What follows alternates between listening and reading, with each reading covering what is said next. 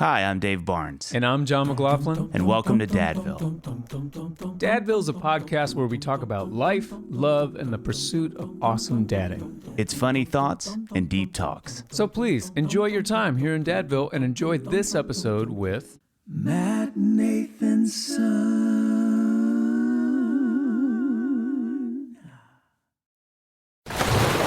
Raise the rudders! Raise the sails! Raise the sails! Captain, an unidentified ship is approaching. Over. Roger. Wait, is that an Enterprise sales solution? Reach sales professionals, not professional sailors. With LinkedIn ads, you can target the right people by industry, job title, and more. Start converting your B2B audience today. Spend $250 on your first campaign and get a free $250 credit for the next one. Get started today at linkedin.com/campaign. Terms and conditions apply. Dude, it is so good to see you. How you doing? Good. Everything's great. How are you guys? We're here, man. We're great. like, Yeah, You both feeling good. I love this experience of seeing Yeah. you both. John, I haven't seen you in a long time, It's been a long time. and Dave, I feel like I see you in my dreams. Is that weird? Just sort of every night? Can I tell you something? I'm so glad you just said that. Matt Nathanson, I'm going to tell you something, and John, you're going to get a kick out of this. I have never done this in my life with one of our guests. Last night I had a dream with you in it. I'm not lying. So when I was Matt, trying to remember. Matt, to do that.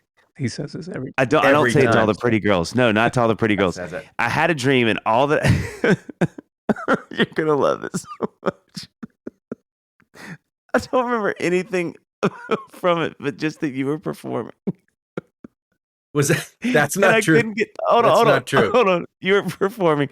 And I just remember the pervasive feeling I had was, I can't believe how handsome he was. I'm not kidding. I remember sitting in the crowd and all I could think was like, golly, he's such a good looking guy. Like that was the whole dream. And then I woke up and I remember even a little waking, like laying there sort of giggling to myself on the pillow. Like, what was that? That is amazing because So you have been in my brain butter. So that's fresh. is That was not- this morning. not true. No, Yeah. No, sir. Uh-uh. Nope. Here's That's what not here's we're what I'll doing say. I agree with what Dave said, although it's not coming to me in dream form yet.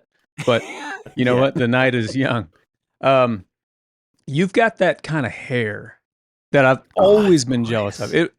I think the first celebrity who had this kind of hair that I remember paying attention to was Hugh Grant.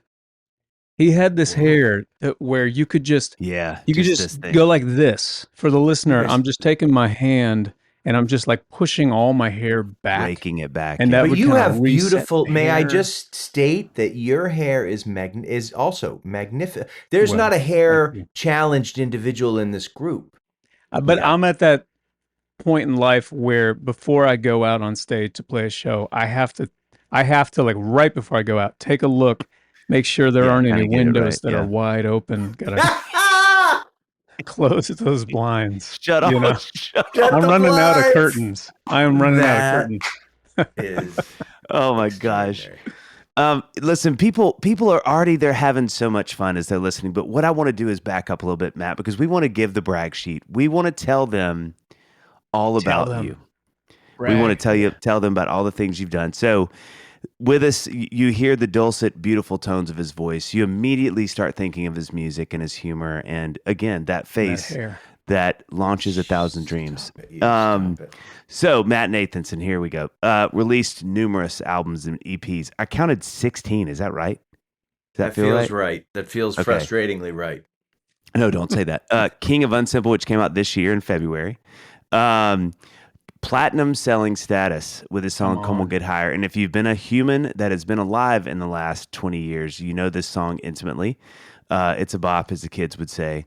Had his music featured extensively in television shows. I mean, there's literally too many to name. So if you've watched TV, you've heard his music. Late night TV shows, Conan O'Brien, Craig Ferguson, Letterman, the whole thing, like everybody and their mother. We see that The Bachelor has a penchant for you music, which is really exciting. You've played on there a couple times, which is fun. You've gotten weird with some bachelors and maybe some bachelorettes. Toured Bachelorettes a too, yeah, crazy. Hey now. No, So then a ton of tours, which, and then one of the things we'll get to, covered a bunch of songs, and I love the covers are so good. I was actually listening to Hysteria, your cover of that, as we were logging on. That logging on? Do we say that anymore? But anyway, we are welcome to Dadville. We are so excited to have you on, and I want to tell you, just in general, I can't. You're just one of my favorite people. I try to text you every now and then, and just tell you I'm thinking about you. But I just feel like anytime I see, or dreaming about you at this point, we've ratcheted. But I just feel like every time I see your face up on, a poster or on the internet or something, I just start giggling because you make me giggle, and we're thrilled you're here with us on Dadville. Yeah. Well, that's it, actually. So thanks for coming on. No.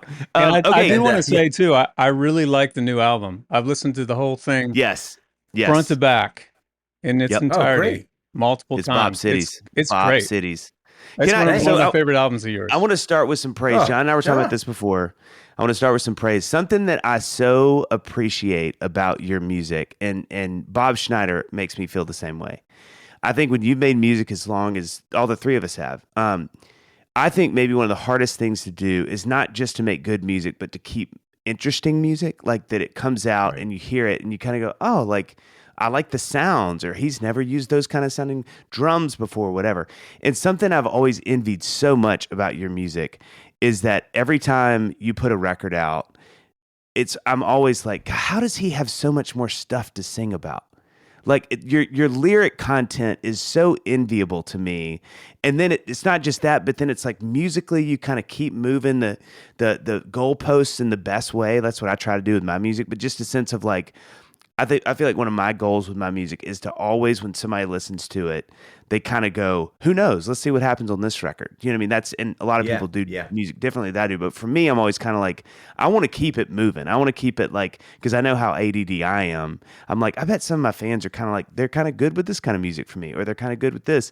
And I feel like with you, I'm always so inspired by like, the song titles are always really cool, and the music is cool, and I'm like, God, Matt, just like leave a little for the rest of us. But this is the best. Listen. I need to every morning. I would like to have this call where we just hang out, and I can I will reciprocate because I feel similarly. I feel like Dave, you are one of the funniest and sweetest human beings that the earth has ever made. And every time we talk or see each other, or I think of you, I said to my wife today, I was like, he's just one of the best human beings on the planet. And then John, you're ferocious and both ferociously talented. John, your songwriting is nuts.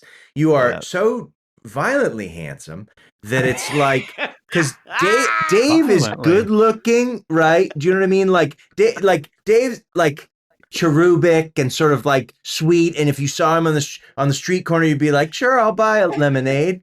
But like, John, you are like, you're the kind of person who people would punch other people to look like you. Do you know what I mean? You don't want to let your wife around John. Dude, it's violent. It's like violence. Every time I see him, I'm just like, dude, come on. Like, spread that around. People ask me, because we've done 200 plus episodes, and people are always like, what's your favorite episode? And it's hard for me to have an answer. It's nice to have an answer now. It's this one. You know what I mean? I feel like they could have taken your good looks and spread it out amongst 200 people, and 200 people could have been good looking. Like, they look at it and be like, that's 200 good looking people. Instead of giving it all to you and making you like violently attractive. So anyway, and then talented. It's frustrating on a lot of levels, and I'm not into it. But today, I'm working it through. I appreciate that, man. I can't get over two things. One, this spread it out over 200. There's so much to go around. And then I'm never gonna get over the lemonade. Sure, I'll buy a lemonade. Man. Monkey shine, that makes me laugh. Hey, can I kick us off here? Because I feel like we could just keep going. I was planning on talking about this one night in San Diego, Matt, that you and I played. It was some kind of a radio gig. I'm not going to say this, but I'm only mentioning it to say that I've decided not to say it because there's just been too much flattery going on. So I'm not going to mention the night that we played this club in San Diego years ago, and it was a radio thing, but you know that those can be tricky. It was you solo and it was me solo. And it's like the radio crowds, you just never know because it's not a John McLaughlin show. It's not a Matt Nathanson show. Yep. It's a, WRT whatever show. And I went on, I did my thing. I felt pretty good about it. You went on and it was a freaking masterclass in not only, I knew the song, I'd seen you play before, so I knew that was going to be great, and it was great. The comedy, but also the sort of like emceeing of the night, sort of like the hosting. It was like everyone in that, 300, 400 people or whatever felt like they were hanging with Matt Nathanson. It was a real moment for me. I was like, oh, this is how it's done. Oh, This is how you do nice. it. Yeah. So I'm not going to you get just- into any of that. Well, yeah, do not talk about that. And all you need is a couple parents that don't love you, and it's like, and it's just you're off to the races. microphone. Yeah. That's it. That's all you need. Well, that segues perfectly into my first question, because I was going to say, I have it written right here. Your father's Jewish, your mom's Catholic. I assume we could just fuel an entire hour with that right there. What was that like? And we had to light the Christmas tree 8 times. That was what it was like. Oh my! It was crazy. You know what I'm saying? Because it's just like, my parents were a weird. They were a strange combination of humans, and they did not last particularly long as a duo. Mm-hmm. And they had my sister and my brother and I. And it was not a great, like in retrospect, you sometimes see people and you're like, they are meant to be together. Or boy, they really work as a unit. I think my parents worked as a unit for a very short period of time, and then they really didn't. And so, yeah, it was strange. And I didn't live at home for most of my young life. So from the time I was 9, I was gone every summer for 2 months, put into camp. And then I was in a boarding school from age 9 through, I never went back. So I would come home on vacation. I'd come home on weekends. And the joke is that the boarding school was 20 minutes from my house. So it was like, so I would get dropped off on a Sunday night, and then I would go home on a Friday. And so I didn't, and my dad moved out when I was 6. And so, and again, I think that was pretty great because I jived well at the time with my mom, and I didn't jive well with my dad. And there was kind of a reversal of that as we became as I became an adult, and my parents were kind of decided whether or not they were going to accept me as an adult. But so I didn't really have a traditional family structure in the way that most people do. I didn't even have a dysfunctional family structure. I kind of had a non-functional. I didn't really talk to my mom for the last maybe 15 years of her life. My sister and I don't speak. My brother and I speak occasionally. My father and I speak every week, but he's 91, and so I sort of check in with him, but we're not really a family structure in the truest sense of that word, in fact, in any sense of it. And so yeah, it was a strange way to grow up, and I don't think I knew how strange it was until those things that you learn in a family are kind of put to a test in other relationships or whatever, and you realize like, well, I don't have any skill set here. Like I have less than 0 skill set in this. Like, oh, what is okay, like you just love somebody for their faults, like, and their good things. Oh, okay, like you're gonna have to work on this. So there was literally like, I learned most of the things I learned in my life from teachers that I befriended who were more like siblings to me, and then other people who became like parents to me. I had a couple surrogate parents in my life who I was around more, and that they would be the people. And it wasn't like I didn't see my mother. I saw her again on the weekends, and I saw her for vacations.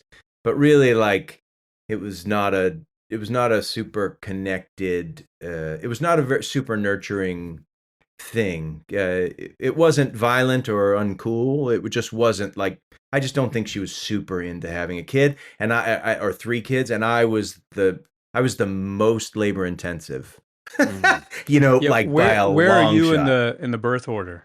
I'm the last one, and so Okay. I came when she was 30, and I think that she just like, and I was very challenging. Like I know this from my own kid, and it's like when you have a pair of people, I really benefit here from having my wife on many levels, but she is she's the true north, and I'm kind of like I'm catching up, and so it's I feel for my mom having to have it raised me by myself and have a job and do all this stuff, but I was definitely not. I was a challenge. John, you've probably seen a million ads for hair growth products and thought, sure, like that actually works. Yeah, I that's did exactly too, what I think. until I found that Nutrafol isn't like the rest of them. No. Nutrafol is physician formulated, clinically tested, and dermatologist recommended. That's exactly right, Dave. And that's why I love Nutrafol, right? And here's some other reasons. Okay. It supports hair growth from within, targeting root causes of hair thinning for visibly thicker, fuller hair, so you can show up as your best self every day. John, you say this every morning, I see you, but Nutrafol is the It's number one dermatologist recommended hair growth supplement brand, trusted by over 1.5 million people. Yeah, and then I'm ready to start my day.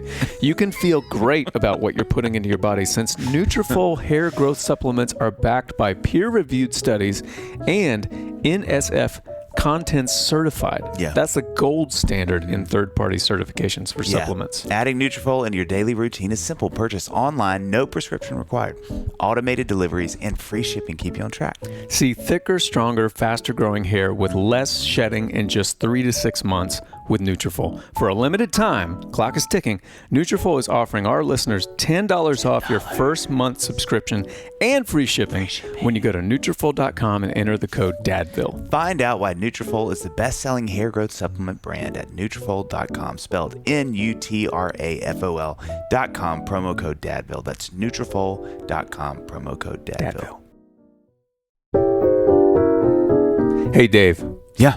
Let me say something real quick. Okay. And then you can go back to your song. Featuring thousands of study notes drawn from the best-selling NIV Application Commentary series, the NIV Application Bible helps you understand Scripture and apply it to your modern life. Okay, go ahead and sing. Well, I was just about to write this lyric. The NIV Application Bible pairs a deeper understanding of the ancient biblical text with contemporary application of the lessons found within it, offering you a new way to understand what the Word of God means for your life today. Okay, let me ask you a question, Dave. What will I find inside the NIV Application Bible? John, how about original meaning notes to help you understand the meaning of each passage in its context, application notes to help you integrate teachings of the Bible into your daily life, and questions for growth in each chapter of the Bible that encourage reflection on how to apply Scripture to life? Love it. Save an additional 10% on any NIV Application Bible and NIV Application Commentary resource by visiting faithgateway.com/NIVAB and using promo code DADVILLE. That's faithgateway.com/NIVAB and promo code DADVILLE for an extra 10% off. Yeah. So when I think of boarding school, like when people tell me about it, I was this really kind of sweet, sensitive kid growing up, and just makes me so. Thank you. Still are, David. Thank you. I do have lemonade to sell, by the way. If you do, it's a .com. But you know, I'm like, it would have crushed me. It would have literally, I would have had the hardest time leaving my home. It was so what would I guess 2 questions. One, what was that like? But was there a point where it got to where you were just so used to doing it, you were like, okay, no, it's not even, I don't even feel anything anymore. It's just kind of what I do now. I think I think what you said is completely accurate, because I think we share, John, I don't know you all as well as I know, but I think we share this. Like, I was a very soft, like I felt everything. And and boarding school for me, from 5th grade on, I was in an all boys boarding school. And then from 10th grade on, I was in a co-ed boarding school. So my initial, and the camp that I went to was like this all boys camp in the woods of New Hampshire with no electricity in any of the cabins. And like the main buildings had electricity. And again, these were formative times. And I met some of my favorite humans at these places. At my school, it was mostly adults. It was mostly teachers or dorm parents who I'm still in touch with today, kind Wow. of sometimes on a weekly basis, like to check, like we text and I'll ask advice and that kind of stuff. And so for me, it was brutal. I mean, I think it scarred me until I'm still scarred from it in terms of being removed from my home and put in a place where it was like all boys, sport jacket and a tie. And these were all kids that literally their parents don't put you in boarding school in 5th grade unless like they just aren't really a fan of you. I mean, I'm sure there's a couple where they were there and they were like, this is going to make them better. But really, it's like kids at that age need to be around, humans, adults, and it would be great if they're your parents. But so anyway, yeah, it was brutal. And for the first maybe 3, I didn't probably come around to becoming numb to it, used to it till maybe 8th grade. And then by the time I went to high school, I was totally cool with it. And by the time I went to college, I don't even think I said goodbye. Yeah. You know what I mean? Yeah. I was just like, I got in a car with my buddy Jeff and drove cross country. So, but the first couple of years, it was like traumatic is an understatement, like you were kind of alluding to. Yeah. Gosh. Did you feel like it was, I mean, it's definitely a traumatic thing that you're describing. And at the same time, you're literally thrown in with all these other kids who maybe ostensibly are going through the same trauma. Did it feel that way? Was it like, oh yeah, we're all kindred spirits now? No, it felt very Lord of the Flies. Oh wow. It was that boarding school, that initial boarding school experience was Dead Poets Society meets Lord of the Flies meets you name it. It was like, and I was a heavyset kid, and my name rhymes with fat. I mean, can you imagine? Like they couldn't have picked a better. You know what I mean? Like like they could have called me Minnie, and then it would have not Skinny Minnie or something. You know, that's better than Fat Matt. Yeah, they would have. Yeah. But there was no real camaraderie, and I had very few good friends of my own age at that stage. Yeah, I'm imagining with your humor though, that had to be a thing, right? Did that get you around at all? Did it at least sort of like smooth some of that? I got beat down so many times. Oh, because of it. Oh, I mean, like I was a lippy kid, right? Like, and the irony is that my brother, I got beaten up the first day of school by this kid, because I was just, I was mouthing off, and my brother, my brother and I have since have more of a relationship, but at the time he was there, and he got moved the same time I did, or maybe a year before. So he was in his final year at this school, and I was in 5th grade. He was in 9th, and he just didn't even acknowledge I existed. I remember I went up to him. Yeah. I went up and said, and not to make this like woe is me, because it's not, just to give some, but like I went up to, after I got beaten up, I went up and kind of knocked on his door, and he opened the door and laughed at me. And I said, so-and-so, beat me up. And then he goes, laughed and shut the door in my face. So there was not really like a great, it wasn't like, I think maybe my parents must have thought like, well, if your brother's there, it's not going to be as traumatic. Well, it was like doubly traumatic. So it was not great. But the teachers that I found, my 5th grade advisor, I'm still very close with, my 6th grade English teacher, like these were great humans and educators on like a fundamental level. And so I just clung to them. So how has that informed your parenting? Because I would imagine you have a lot of thoughts about that. Oh, yeah. So it really informed my relationship. So my wife and I have been together for 36 years. Jeez Louise. Wow. And like, holy cow, Matt. Yeah, maybe 35, 36. And it was not all smooth sailing because we met when we were 18. And I was a narcissist currently in recovery. And like, but like she taught me, it's like she kind of jokes that she met me as this like feral barbarian, like coming out of the woods, you know what I mean? Like out of the brush with like just like, and like semi-rational barbarian, and so We didn't have a kid until a long time after we'd been together. So we didn't have our daughter till we were 20 years into our marriage. Oh, wow. 20 years into our relationship, 10 years into our marriage. So we had been together a long time because I think both of us knew that I was not capable of the work that you know, and so we just were like, well, let's not do it, you know, until neither of us really got hip to let's make this happen until I got my stuff straight.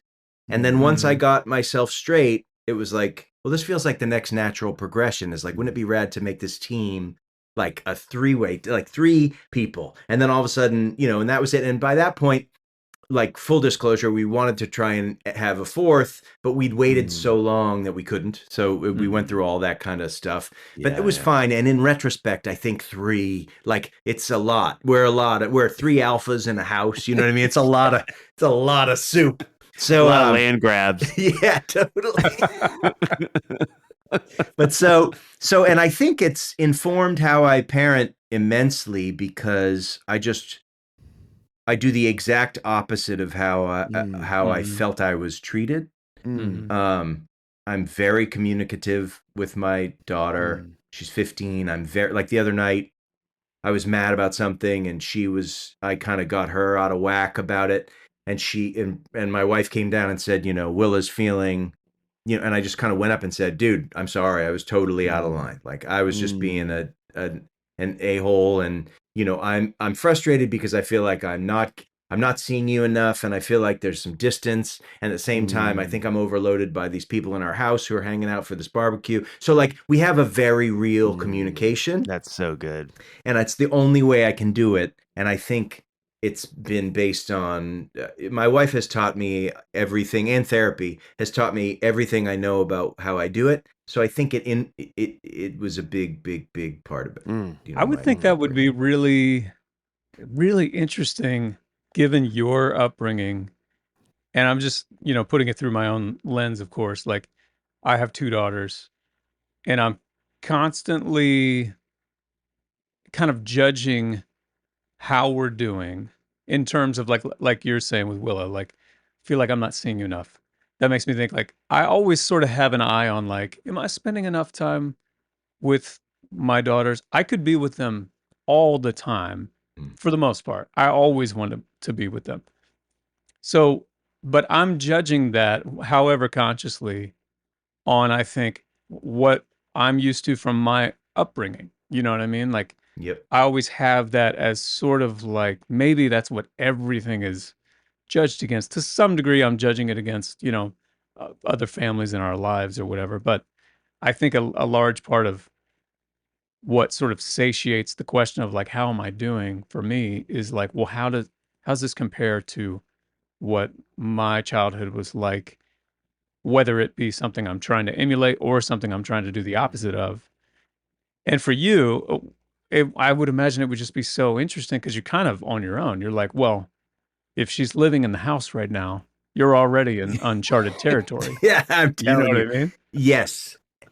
And there's an element, my wife often says to me, well, I don't think people understand that this is something you've never experienced. So right. The idea of loving someone, even if they do something you don't like, like, that's brand new to me. I don't even understand it. So I've been coming around to it, but to me, when I get real bent out of shape, I can say things like, well, what do we even do? Like, like, let's just call it, you know what I mean? Like, this is like, who needs this? And like, and she should go and let her do her thing. And my wife will be like, yeah, so that's not how it works. So like, let me just let me clue you in to a couple things. And, because I adore my daughter and my wife is my center. And like, but I still come from a place where I would cut bait on anyone at any point very easily. It's something that I do sort of well. And so my wife, I constantly have to kind of like realign myself to what has paid me back and what's real and what's right.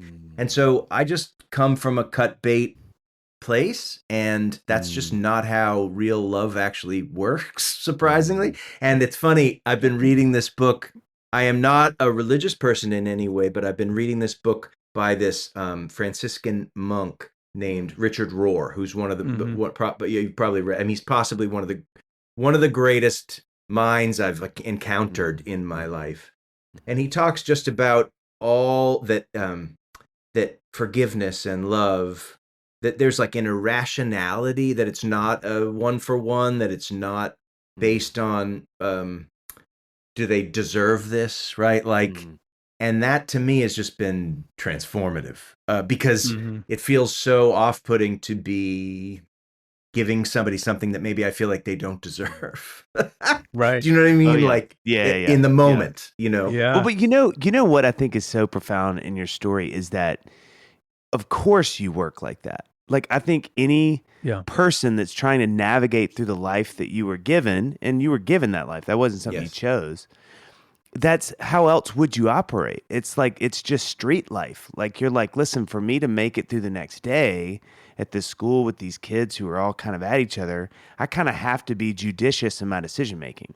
Yeah. Because otherwise I'm going to get hurt or get my feelings hurt or feel whatever I feel. So I just have to day is like, this is how the day goes. And we start. And so I think it makes a lot of sense. Like when you say that, I don't go like, how could you do that? I'm like, well, of course, that's how I would have done it.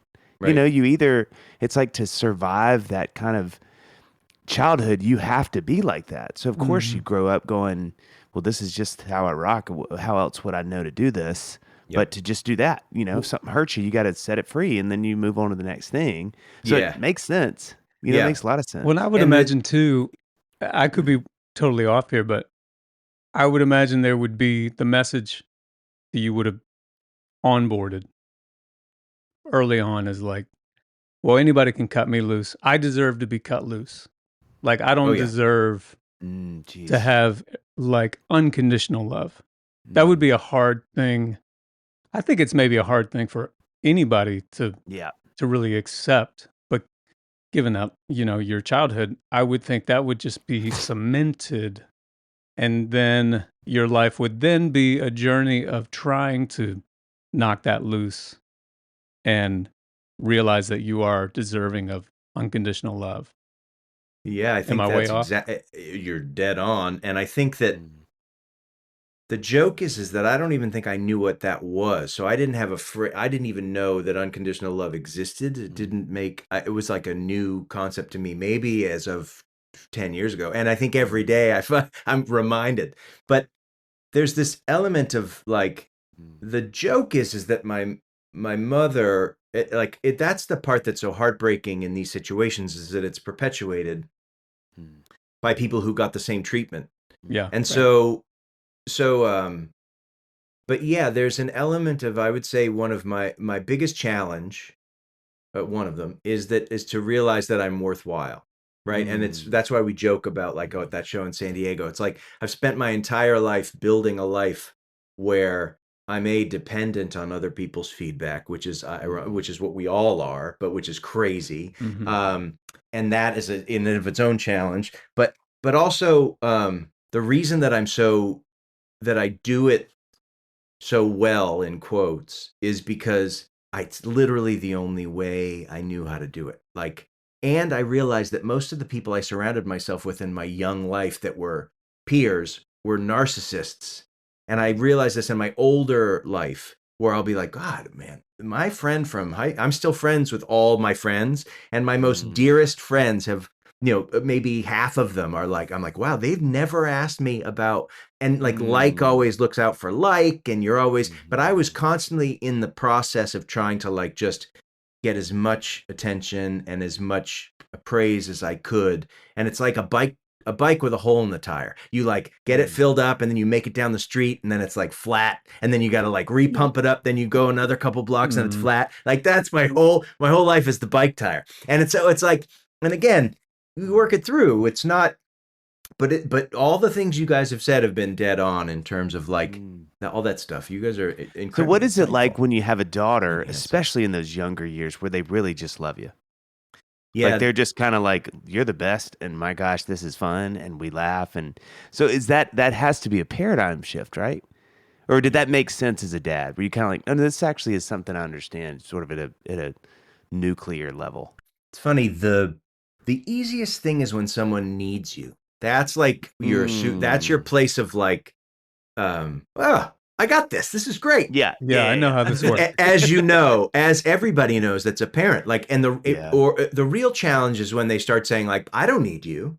Yeah. And then you start going, and my response is always like, what the, like, in my mind or out loud, you know what I mean? It's just like, what do you mean? Well, then forget it. Let her do her own thing. Like, I don't care. She's almost 18, and my wife would be like, dude, 0 to 60, can you slow this down? And like, but that's really it. It's when somebody shows you, when they define a boundary and when they show you what they need and it doesn't coincide with what you think they need or what you need. That's just the real challenging, churning place. So, as you also, at 15, a young woman, we are in the thick of the churn, and I am handling it. I would say I got about a 40%. The churn. I love that. You should do a parenting book over your daughter. The churn. Raising daughters, how to survive the churn. Churn and burn. Churn and burn. So yeah, that's really the challenge. When she was a kid, I thought, everything's sky too at that point, because you're everything is like promise and potential, and you're like, and when they start to get knocked shut by the world, which is heartbreaking, and then when they start to define themselves maybe incorrectly by what you think or correctly, but it's not what you thought. I think that part of it is like a level of challenge that that's seismic. As you know. Man. When because I'm in the, I feel like I'm in the thick of the churn. I'm probably just on the outskirts of the churn with my oldest. She's 12. She'll be 13 here in like 2 months. When did the churn start for you? So my kid is the kind of kid who, when we would, I love the lean in. It's like so she used to not want to, she has problems with different clothing, certain things and how they fit, and with the seam or what is uncomfortable. Oh yeah. I've literally taken her, we took her to school naked once because she refused to put clothes on and she was defiant. Like, this is what we're dealing with. And then she relented sort of towards the end, but we kind of said, Queen, I'm going to take you in the car. We have to do this. So so if you decide to strip off your clothes one more time, I just have to do this. I'm going to take you. And so that process had to happen where it's like, we had to show that, like, and it sounds, people can, the problem about talking about parenting is that everybody has an opinion and everybody thinks they're right. But like, this was a moment where it was like, all right, we can't back down from this because she's 6 or whatever. And she's literally like owning this moment, and she can't own this moment. So there were moments like that, like we were sleep training her, and all of a sudden I heard this knocking. She was barely verbal or verbal. And she found the heaviest object in her room and was smashing her way through the door. Like she had located, she'd be like, oh, this bookend is going to be the thing. And she's just like, okay, hammering this is like load bearing. Okay, so I'm going to go just left of it. I mean, when I tell you that we're dealing with a individual who said to my wife said, I'm the boss here. And my kid goes, no, mama, I'm the boss. And she was like barely verbal. Like, we're dealing with, like, I get why my parents were like, let's send this one off. Like, you know what I mean? Like, let's get rid of this one. Get this brochure. Yeah. And isn't it great though? Like, I'm so tracking with everything you're saying right now.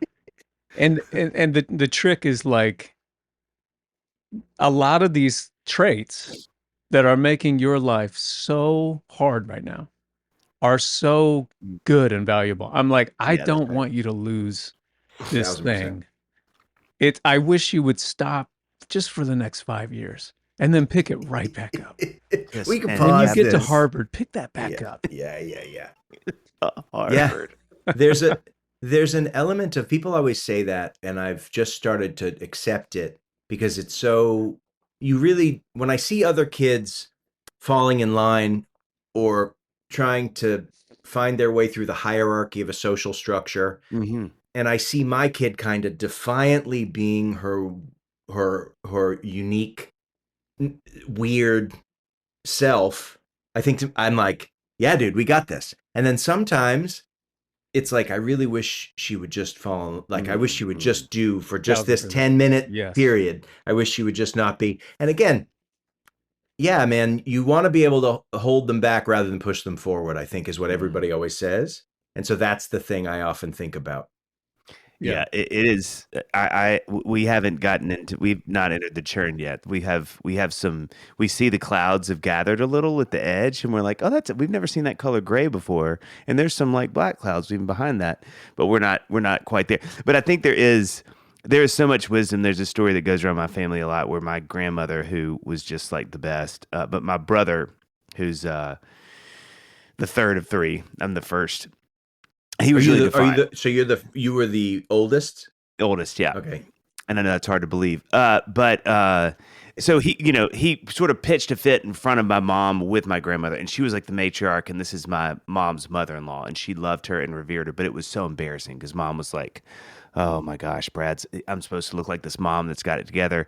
And my grandmother said, like, Jane, this is the thing about that is you got to remember that same energy, if sort of like parented well and loved well and disciplined well, becomes the energy that gets him out of a lot. Like when somebody's drunk and wants him to jump in the car, hey, everybody's doing it. And he goes, I'm not getting in. Like he doesn't get in because that's how he is. Yeah. It's just, you got to learn how to channel those energies and personalities into ways that, are where they need to land. And that has always been such a North Star for me because I think it's really easy in my worst moments to want to parent something out of a kid. 1,000%. But you can't, it's just, I mean, this is a Richard Rohr thought, but like it's the shadow self of the good thing. Yes. If you kill the shadow, you kill the good You kill the self. That's self. exactly right. Yeah. And so how do you then as a parent go, okay, this is the bad version of that really good thing. Totally. How do we just quell the bad? And Matt, you said earlier, it's tough talking about parenting because everybody has an opinion, which is definitely true. And it's tough because it's 2025. I became a dad in 2012. Like, I've read parenting books. I've read a lot of parenting books. I don't know that I recommend reading parenting books, but I don't know that my dad ever read a parenting book. But we just lost all of our sponsors on the big podcast, by the way, in that one comment. Dave's texting me, Matt actually has a new book. But, I think you can onboard too much of that kind of stuff because now as a parent, I'm like, I can hear the pretty solid argument for both sides. You know what I mean? It's like Brad's melting down and you're like, or your daughter,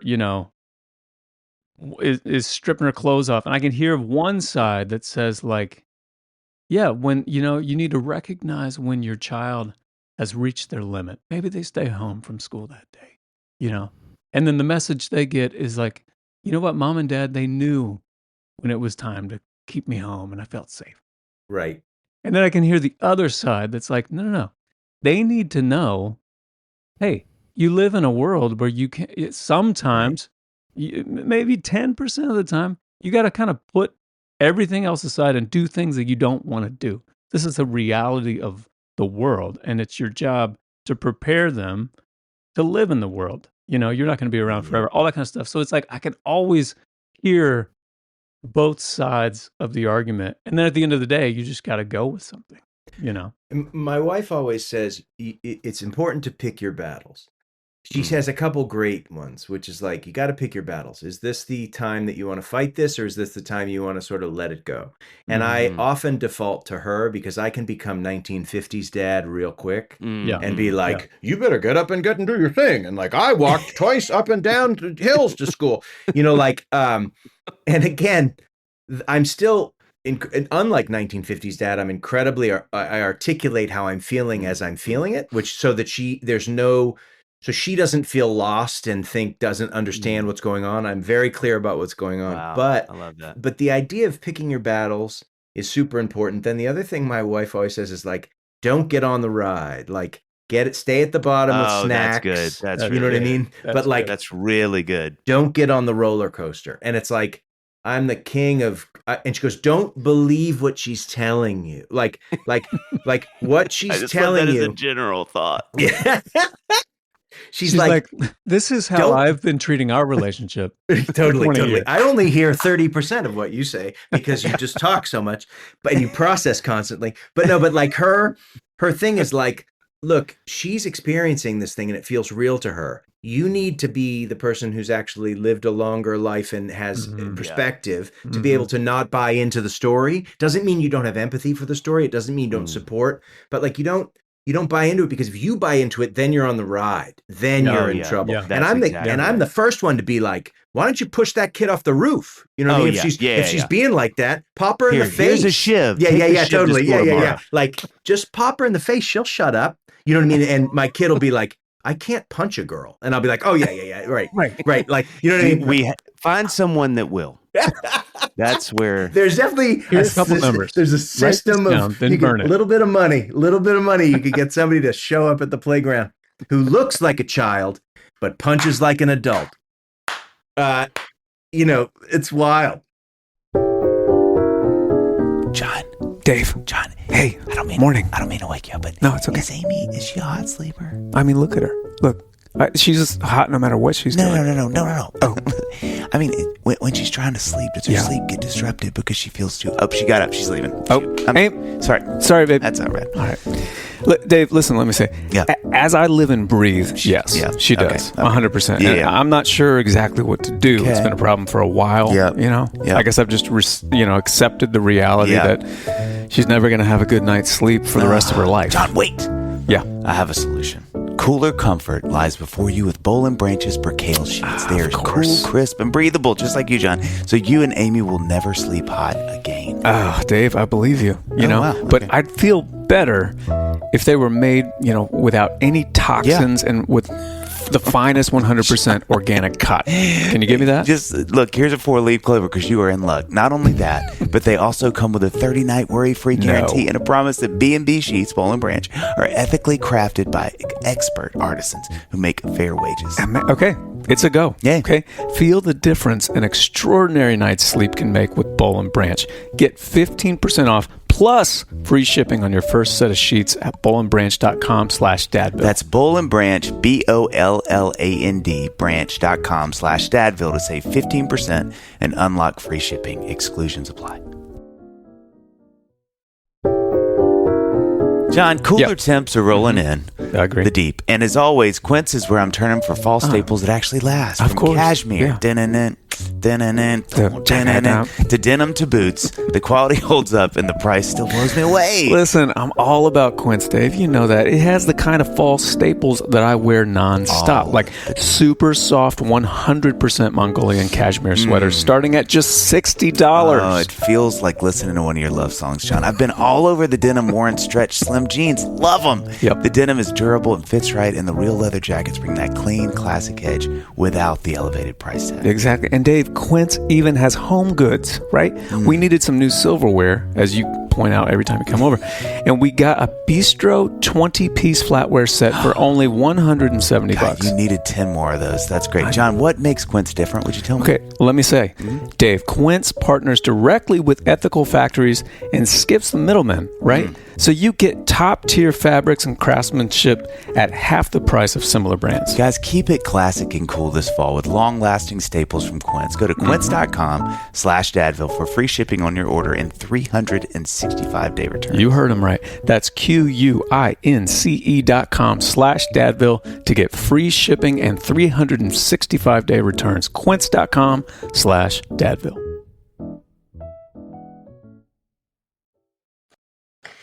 Oh, what a tagline. Looks like a child but punches like an adult. That's going to be the name of this episode. Oh my God. gosh. So let me ask you this. With your daughter, where is she on your music and your humor? Like, is she in the, rolls her eyes now? Or is she like, no, my dad makes me laugh and I like his music. I listen to his music. Or like, where is she with all Now, that? Matt, I want you to answer that, but I would like to set it up with by quoting a tweet of yours. Oh, boy. You said, quote, apparently my daughter is at an age where it's embarrassing for her dad to moon her from the garage while the car backs down the driveway to take her to school. Unquote. That is an all-timer. Dude, that is an all-timer. That's real.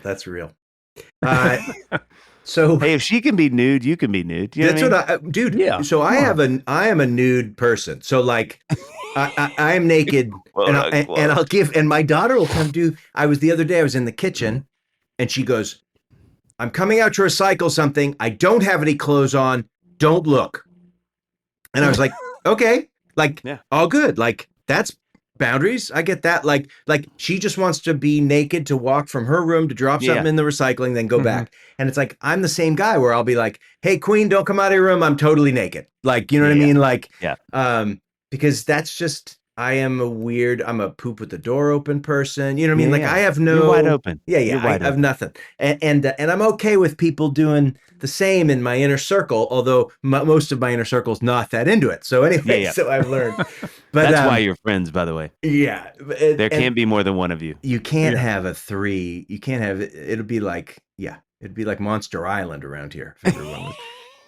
But so the thing with my daughter and my music is that she doesn't acknowledge it. She has rarely acknowledged it. She certainly doesn't listen to it. There might have been a moment where she listened to it and like a few songs that she likes. But what I've learned about her is that the thing that she really likes about music is not the thing that's my strong suit. She's a humongous fan of melody in a way that like she naturally moves towards like, musicals do it. Certain songs have where melody is the strong part of the thing. And so for her, I just don't think my music is her kind of music, which again, I'm so into that. Like I'm so into, because we make these kids, but they're not us. They are like their own planets. And so for me, the fact that she's like, likes maybe 2 of my songs or 4 of my songs, I'm just into it because I don't, it's no currency to me.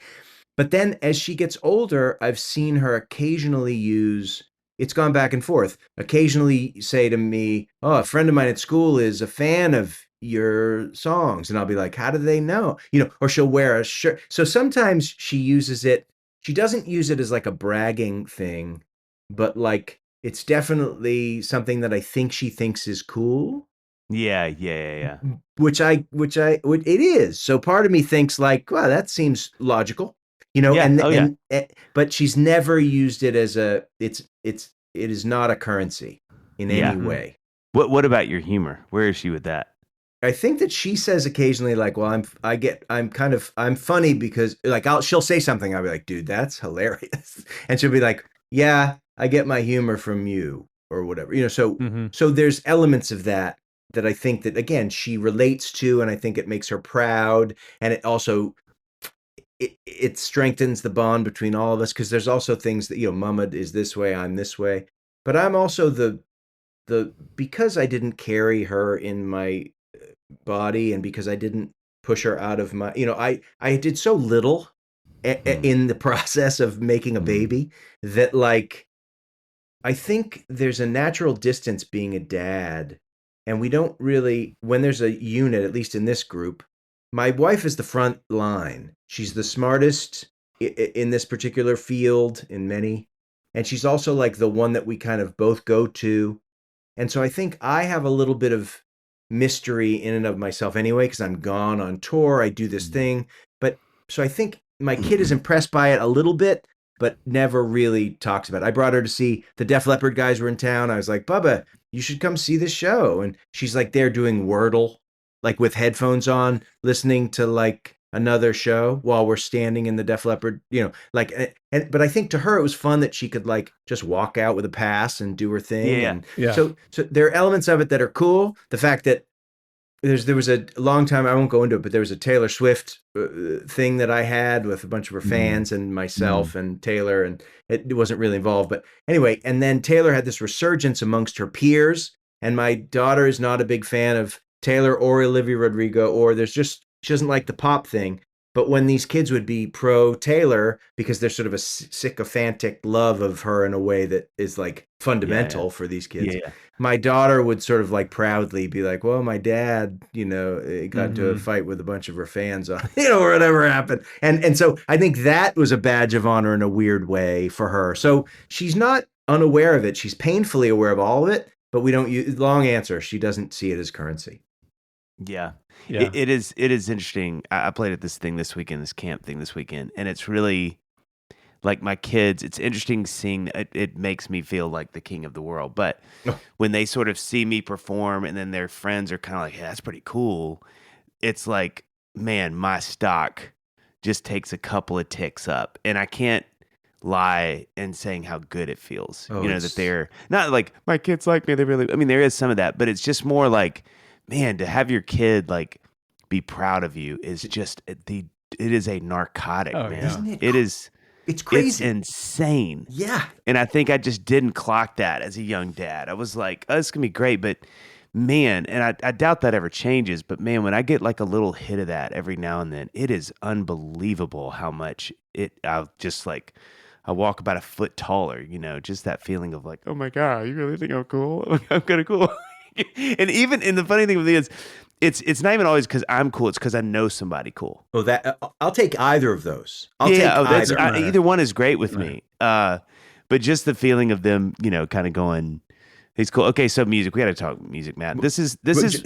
John, I just want to, John. Do you feel the same? Like, is there elements of when you play and your kid, like all that stuff? Does that ring true as well?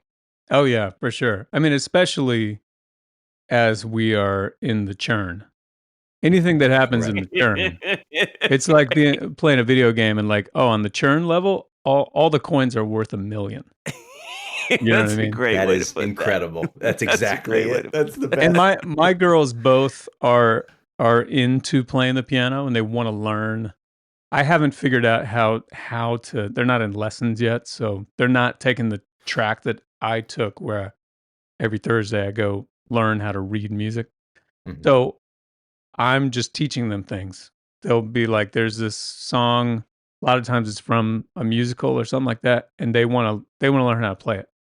So it's perfect for me because I'm like, I may be stunting them, developmentally in their musical careers, but I'm like, you have to go through me. I'm the gatekeeper.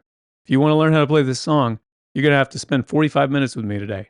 And I get to like, you play this a little bit and then they play it and I get to like touch their little hands on the keys. Yeah. And, awesome. I'm crying the whole time. So yeah, any piano playing should be accompanied with a healthy amount of tears. Any piano playing. That was really Mozart's big, sort of one of his paradigms. So here's, I'm literally stealing John's question. So John, don't get mad at me because I just want to say, hey John, I could feel you coming in. Okay, so John put this down, but all credit to John here. But I'm dying to know this too, and I think it launched us well into this music part. So I'm going to read it verbatim because John writes really good questions. You're a musician, but that's of course a larger term that encompasses a songwriter, lyricist, entertainer, guitar player, singer, stand-up comedian. What is the hierarchy of those? And I want to say this really quick before I say that, or you answer that. When I was earlier in my career, I had so many people that would see me live go, dude, you and Matt Nathanson. They were like, you two guys. And I always thought it was so cool and interesting because I was always like, what is that? And Ingrid, I'd get a lot of, with her humor. But like, I just always remember, I felt this weird sort of like connection with you because I was like, oh, there's somebody that's really like goes hard on the humor, like really leans into that. Like I was doing and, still honestly do. But like but John's question I think is so good. How do you think about those? So first of all, I had the same thought about us, is that people would say like, well, Dave Barnes is, and it's like, yeah, we are very like, because I think you're one of the funniest people. You did a promo thing for a record of yours years ago that was one of the funniest things I've ever seen anyone do in my life. Like you're just, you are gifted in many ways. Well, same. But your humor is just exceptional and like one of your strongest gifts. Mm-hmm. And so I think, to me, is the hierarchy what I think it is, or what I think what naturally it is? What do you mean? Like, is it because I think I would frame it as like if somebody came back to you but after a show and they were like, "Man, your voice so great. You're a really great singer." It's like, for some musicians, that would be like, that's the pinnacle. That's what I'm going for the whole time. Thank you. For some, it'd be like, oh, that's like 6th on my list. Okay, I'd rather they compliment me on my lyrics or my melody or whatever. Yep. So part of the joke of all of it is that whatever is number one becomes number two behind number two because I want the thing that I don't get to be the thing that I get. So, but so when people say to me, "Your lyrics really move me," like that is gratifying because I spend a lot of time on lyrics. So, and I really love them. I love them. Yeah. Like I just think it's so fun, and when they work, it works outside of me. But I get to be there kind of, as you know, with all this, you're moving the pieces, then all of a sudden something just lightning and you're like, whoa. So it works through you. So lyric is probably the thing that people say. First and foremost, people say that you're amazing, you're hilarious on stage. That thing is number one. Lyrics are number two. And I think what I've always wanted is songwriting to be number one, where somebody says, your songs are so great. But there's an element of, great songwriting takes such a level of work. Oh my gosh. It takes natural talent, but in order to get it, it takes discipline and it takes a relentless, like, going at something. And I would say that only in my later years have I realized that. And the comedy thing comes so naturally, the being fun thing comes so naturally that I don't have to work at it. And it's almost like I get by on it a little bit. You know what I mean? Like I can kind of get on stage. I don't have to think too much. I can just kind of be up there and be funny and people will laugh and I'll play my song and the song. And so I just sort of feel like I would love the song to be number one. And I think, especially after like watching that Billy Joel documentary. Oh man. I mean, he is somebody who's so naturally gifted and a genius on a certain level with his gift of melody and chords. Yeah. He still worked so violently hard to make those songs work that I just think I haven't applied the level of my need for feedback is such that it's so strong that I get exhausted in the process of being by myself with the song. When you hear Tom Petty talk about, you know, Tom Petty would talk about writing The Waiting, and it took him 3 months or whatever. But it was 3 months of Tom Petty sitting at a guitar working on The Waiting. Yeah. And so, but I'm a person who needs feedback, and so I oftentimes will bail on that process, and I don't have the patience for it. And as I get older, I think I should. I saw a Sign of the Times the other night, right, in IMAX. So Prince did a 1987. He put out Sign of the Times, and there was a concert movie that went along with it. And it's one of my favorite concert movies, and the soundtrack of it is one of my favorite musical experiences. And not the album itself, but the actual audio from the movie. And I took we took a friend who'd never seen it, and watching Prince on stage, all of a sudden it clicked, and I was like, oh man, I have so much more work to do, and I have so much harder to work at this. And so maybe by the time I die, you know, the people come back and be like, man, that song you played was exceptional. That would be what I'd like, but it's pretty much, boy, you're really hilarious. This is my struggle with this. I feel like, and this is just me being really vulnerable. I think when I started to play music, I wasn't good at music. Like I was a drummer that started to sing because I started writing songs, and friends were kind enough to be like, hey, these songs are pretty good. And I was like, well, I guess I got to go sing them. So I would go play shows, and I would be so unbelievably nervous that I would just start talking. And because like you know, John's hysterical too. Thanks, guys. That was just when you're going to cut me in on that. Proof is in the pudding right there. But it would calm me down. And so shows started to be like 40, 60, you know, talking, singing. And it really, like I started to get this rep where people were like, dude, you got to go to the shows. The songs are great. He's so funny. And it really bothered me because I was like, I don't want to be the funny guy. I want to be like a really great artist that is also funny. And so for like a couple of years, I just didn't talk much because I was just like, you know, this is not, I'm more than just pretty. It was sort of that thing. And so I sort of woke up one day and was like, I don't know if my manager, somebody was kind of like, what are you doing? And I was like, man, I just want people to take my music seriously, like so badly. And then I realized, I was like, well, no, but that's when you're performing, you just want to be who you are. whatever that is, right? And so then I brought the humor back, and it's one of my favorite things. But I think what bothers it still to this day, and every now and then somebody will catch it, is I'll do a show and they'll go, "My gosh, you're funny," and then they'll go, "But I mean, obviously, we love the tunes. They're we love your voice, but man," and I think there's just something. I've thought about this way too much, but I wonder if you relate to this. I think there's something about humor that when something is really, really funny, it's hard to beat that. I was laughing with Rector about this. He's like, "Let me tell you something.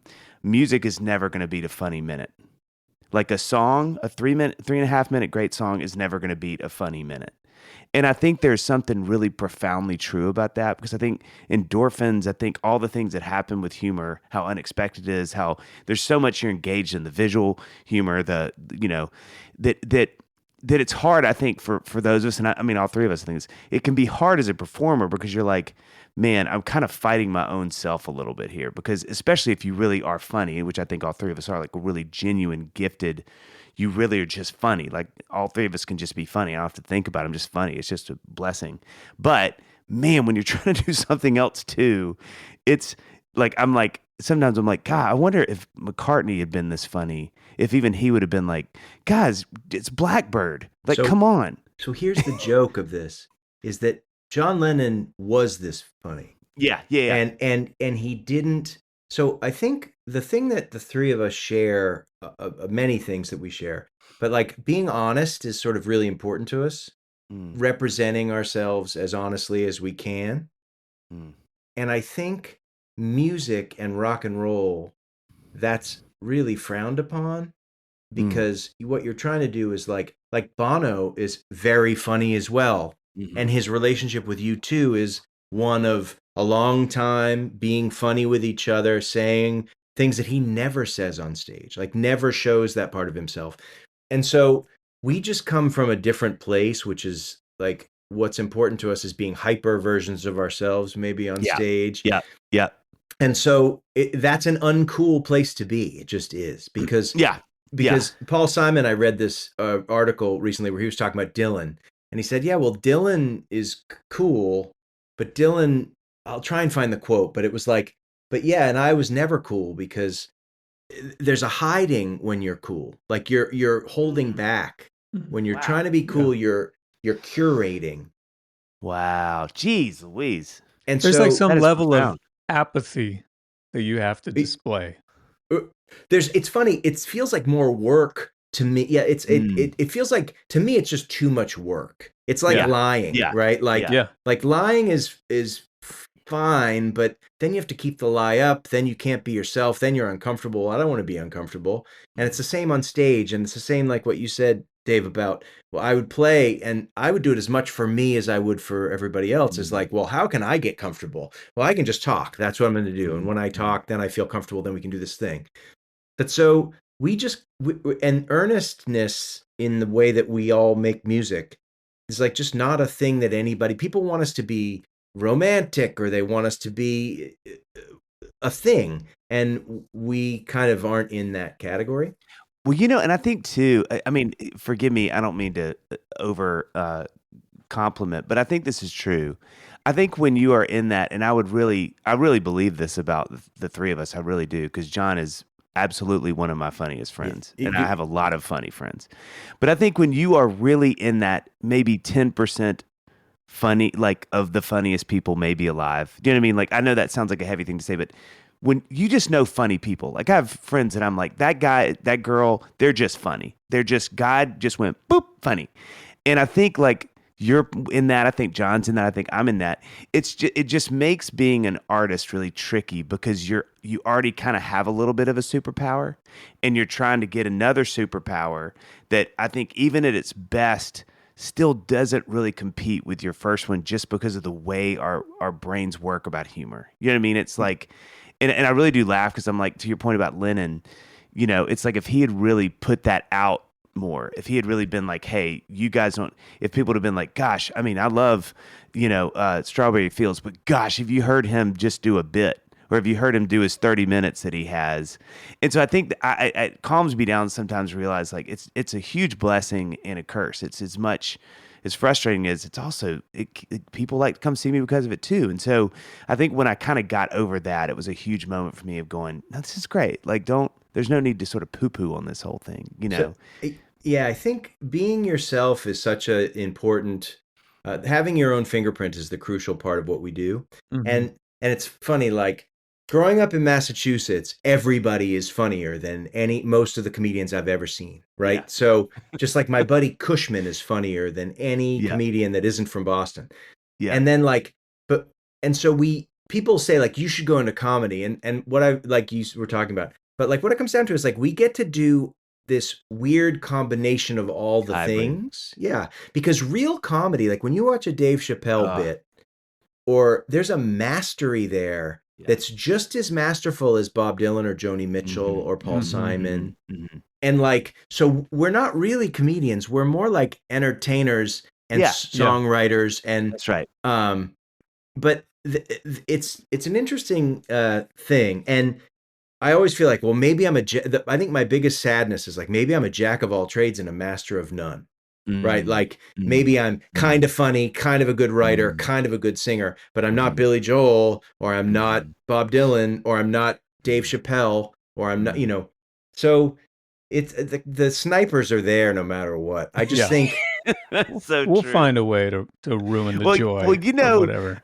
I think the thing that's funny to me is every now and then, and this is to exactly your point, Matt. It's like I'll do a show with somebody that I've never done a show with, or do a run with, or whatever, openers, or I'm open, whatever, and people will be like, "Dude, I am so envious of your ability to be yourself on stage and make people laugh," and it'll be just some unbelievably gifted singer, or song, and I'm like, "Bro, like."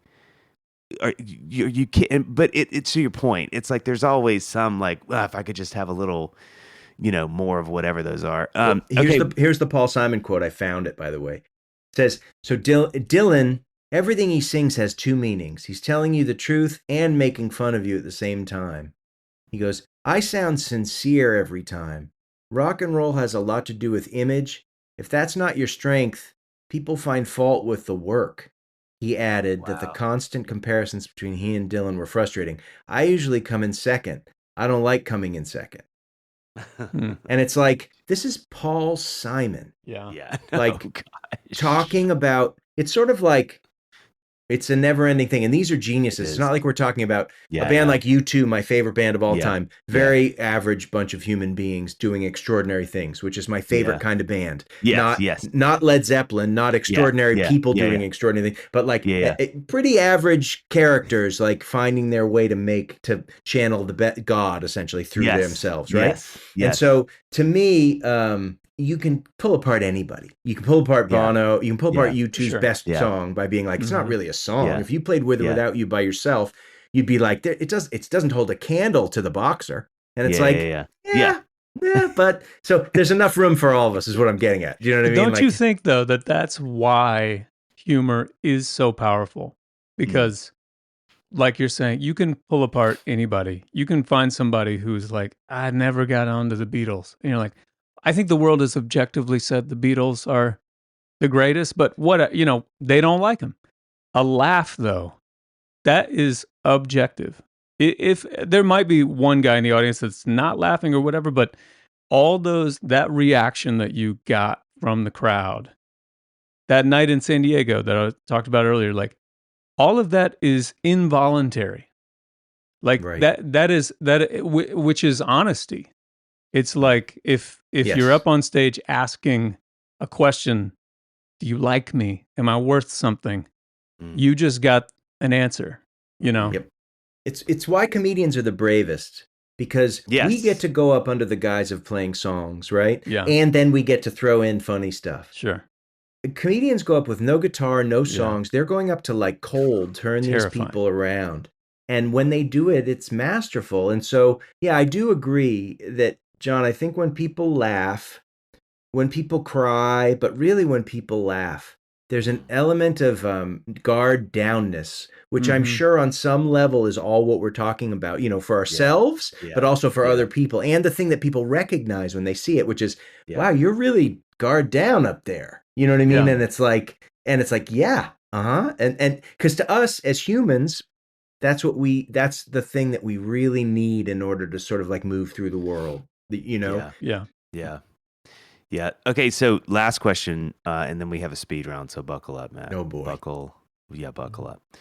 I don't know how they do speed rounds over in the West, but here they're serious. Okay. I wanted to, and you said you too, so I just want to say this really quickly and ask this question. So one of the things I also love so much about your discography is the Def Leppard record, is the U2. I just think, I just did this in October 2 years ago, put out a record of, I'd listened to the Beatles for a whole year and then wrote an album after just listening to it.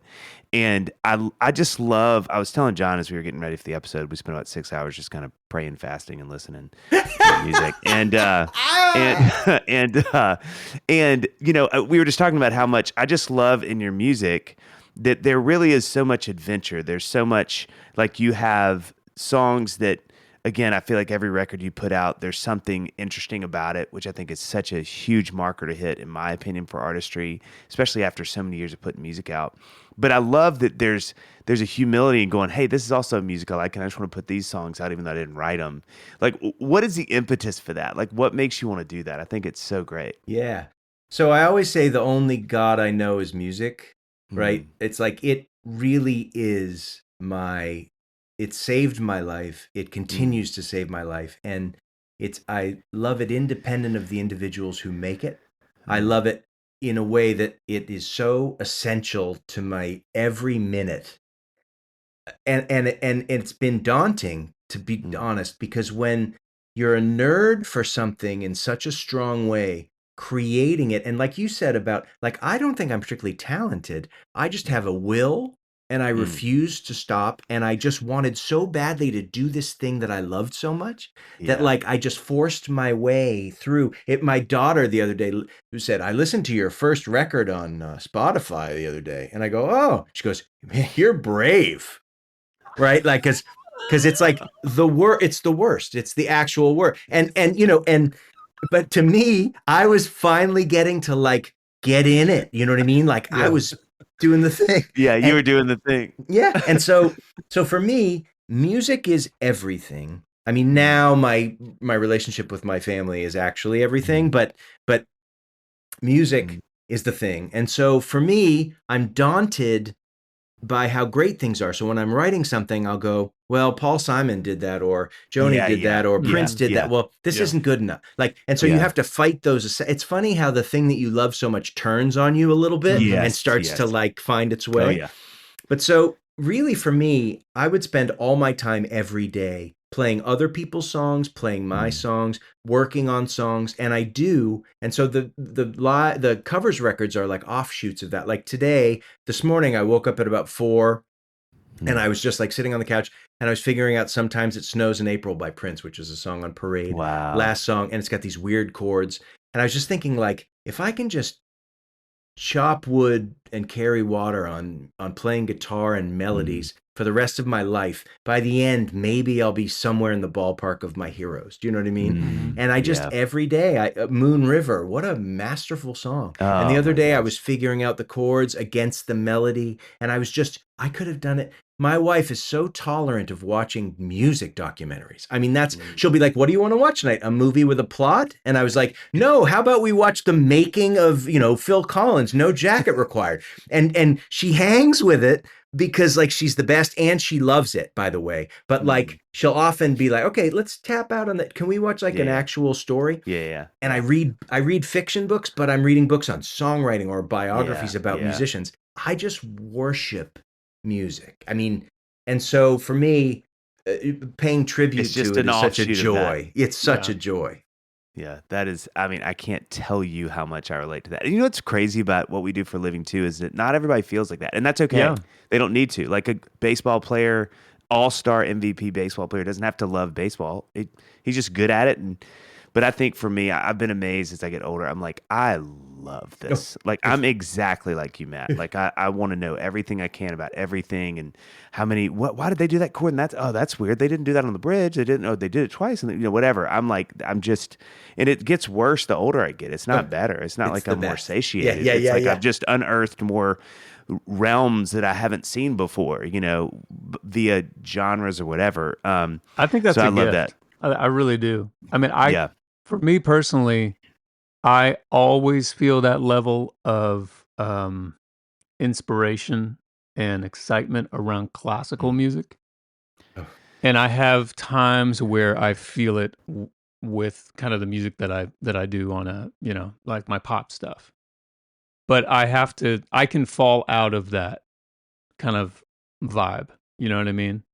And maybe it's because of my true love for classical music that pulls me out of it. But for me, it takes work to stay in that where I am, can't wait to get back here in the morning to just come up with something. There's a part of me that's like, or I could just, play some Chopin because he already did it. Right. He already Let's just did celebrate it. He already did it. It's That's a gift, moment. I think, to have that level of It's love. it's a real joy to and crazy. Yeah. Okay. So speed round, Matt. Speaking of joy, Here we go. Bring it. Okay. You gonna go first? Here we go. Yeah, I'm going Go for first. No, you go first. All Sean. right. I've been talking a lot. I'll go first. So Okay. I think Just answer. You just answer. Yeah. 17. Boxer briefs. No. Done. All right. As someone who loves music like you do, this is very apropos. Do you have a favorite album of all time? Achtung Baby. Oh, wow. That was There we go. fast. That's a good one. I remember getting that. I wasn't a U2 guy growing up, but I remember buying that in college at a used CD store and just kind of being like, because, I was like, that's $3. I'll check it out. And being like, oh, I have slept on this band maybe a little more than I knew. Because I kind of knew them as like the Streets have, I knew that. But that record for me was like, whoa. There's more to this than I had suspected. And I'll go quick because it's a lightning round. But the night that record came out, I waited in line at Rhino Records in Claremont, where I went to college, with my buddy Jonah. And we waited in line at midnight when they reopened the doors and they sold it. I love that. And then we went back to his apartment and listened to that record over and over until dawn. Like just What a like great being memory. stunned. I remember calling my wife, who was my lady friend at the time, and being like, I think I'm going to stay here just listening to this record. Is that cool? And she was like, yeah, that's cool. And we listened until dawn came, and I was like, it was changed forever. It makes me feel like such an old man, but I hope that the young, like whoever is as old as you were in that memory now, I hope they have some form of that. That my kid does. My kid will, sometimes we go on night drives, which is when she really opens up, talks to me. She'll be like, can we go on a night drive? And what that means is we just drive around San Francisco. Yeah. And she plays me songs.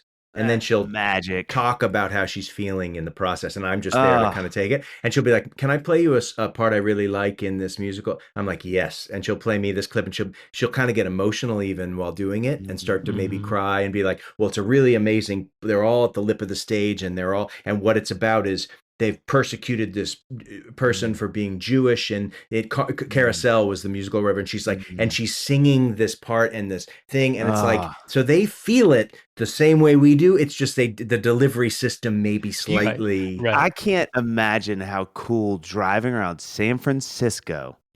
At night with your kid listening to music. That is like unbelievable. That feels like a gift. Yeah, when that happens, it's like I'm gonna take that trip and just try to set my kids up. Like before we go to bed, anybody who just want to drive the rental van around and I don't know, listen to some Stevie Wonder. What's your favorite car? Enterprise.com. That's right. Okay. If you could have dinner with 4 people, who are they? Alive or dead? Richard Rohr for sure. Bono. Oh, this is a tough one. I'm gonna have to. I can't do this fast. I don't know. Let me think about it. I'll get back to you. All right, you can circle back. In the meantime, you got one last show to play. Where do you play? Oh, I'm terrible at speed rounds. I would say, That sound. how's the last show ever to play? Where do I play it? I would love to do it at like, who knows? Davies Symphony Hall here in San Francisco. It's a beautiful space. That. Yeah. Yep. Okay, here's a best, worst, and we love these. John and I love these We so much. especially love the worst. This is like, we really, But what's your best on stage moment? Oh boy. God, you guys want fast. Best on stage moment. I can tell you I've had some worst. Oh, I mean, that's the next question. So we'll just combine. Yeah, I can feel it. Yeah. Next, well, so give me an example of like give me an answer for you. Like what's like I don't know, like something when you think about, you're like, God, what a night, what a moment that was, how cool that was. I've had a couple really cool moments singing with my heroes, whether it be singing with the Indigo Girls and doing the Michael Stipe's part on Kid Fears, or getting on stage with Sammy Hagar and Monahan and doing like a Little Help from My Friends. That was really fun. Or like there have been moments like that where I can't believe I'm kind of arm in arm with my heroes doing a thing. But the fact that Emily Salyers is a friend of mine. It's one of the greatest. It's still one of the coolest things in the world. One of the coolest things that I own is I asked her, and she so kindly sent the lyrics to I think it was, I can't remember which one it is in the front room, but she wrote out Language of the Kiss, maybe. Oh, that's a great song. For Annie's 40th, and just wrote it out and sent it to me. I was like, this is maybe my favorite possession. Yeah, I mean, dude, they're it. They're it. She's the GOAT, man. Yeah, like, it's nobody incredible. touches her lyrics to me. So I would say doing that kind of thing was probably the highlight. Those kind of moments where, and there's been a handful. Yeah. What about worst? So many. I mean, I've gotten into fights on stage. I've gotten into serious fights. Oh yeah, like fist fights. Oh yeah, I almost got killed in Colorado on tour with Maroon 5 and OAR at this outdoor, about 7,000 people, and someone was flipping me off from the back, and I said, "Why don't you stop?" I said, "Why don't you stop being such a and come up here if you got a problem?" And I used to do this all the time. I would just react. I was a reactionary person. I almost beat up the monitor guy in Boston who tried to teach me a lesson. I dragged all my stuff over and I said, "Are you trying to teach me?" And I'm saying it without swears, but I said, "Are you trying to teach me?" I said, "Maybe I'll pull you over this desk and teach you." Like that kind of stuff. That wasn't at Paradise Rock Club, was it? No, it was at a different, but it was the similar idea. Probably same guy. Yeah, they got him. They got him out of there, and then. I jumped off stage to fight these two guys, and they were Marines. And I didn't see it until I had jumped off stage. And I remember seeing them running towards me. And I was like, I think I'm going to get half a shot in before they beat me senseless. Yeah. And I was like, okay, I mean, here we go. And I'm gearing up. And they come, and they're just as they're within fighting range. They're literally running, drinking beers as they're running. And they're like, they were so happy to kill me. And luckily the tour manager of OAR, who looks like Kerry King from Slayer, and one of the guys from I see them come running, and they catch them just as they're at me, take them down, pull them out, throw them out. I get on stage, the crowd roars like I'd just beaten them up. So much so that years later I saw Adam Levine out and about, and he goes, "Do you remember when you beat those guys up in Denver?" Like, it was one of those moments, and at the time it was like a fun story. In retrospect, it's one of my least favorite. I have a ton of those, like yelling at somebody that gets in the way of the process, and that kind of stuff. I have a lot of moments where I was so in the moment and pulled out of the moment that I got heated that I'm not proud of. How do you recover from that on stage? Like, how do you get the show back on? I think it's all adrenaline, so it just gets washed through. But like when I used to tour with OAR or tour by myself, toured with John Doe from the band X, I would get into fights all the time. And it was like, and it's just part of and then you move through it. And then the anger gets, my wife reminded me of this. This is not a quick answer, but like in college, I did a talent show that I ended up winning. which in the middle of one of my songs, someone threw a penny at me. I went to a school with 5 different colleges, and there was one college that was kind of like a little bit they were kind of the uncool, they were the jockey, not nice dudes. That was kind of the thing in this school. Anyway, so I play this thing and someone throws a penny at me, and I stopped the set and I threatened, I said, if you have a problem, come up on stage. And the crowd roared. I finished my song and I ended up winning the talent show, not on talent, but because I'd had this moment of sort of like confronting somebody. So I have a lot of those moments that I'm not proud of, just sort of getting into fights with people. And makes for great stories, though. It certainly does. So that's the long answer. But yeah, playing with my heroes and then getting into fights with people I don't know. Those are definitely the highs and the lows. When I'm picturing those two Marines coming at you, guzzling the beers as they're running, I'm picturing them ironically with Matt Nathanson shirts on. They definitely did. Their deep hatred is from their deep love, as it always is. As it always is. As it always is. Woo! Okay, we got 2 more. I'll do the next one. So on this new album, if you could stop the whole world and have them listen to one track on this new album that you put out this year, what song would it be? Whitney Houston's National Anthem. God, that song is so cool. I mean, that was the first one that I played because I'm like, I have to play this song. What is this title? It's a fun. And then Amy and Emily sing on it. That's great. Oh, I was like, dude, that's like, it was the highlight of my life. That's what I'm saying, Matt. It's like, who thinks of how cool that freaking song? I was like, God, he's still doing it. It's wonderful. You're rad. But you're rad. I want to scrape his eyes out on a picture of him. Okay, final question.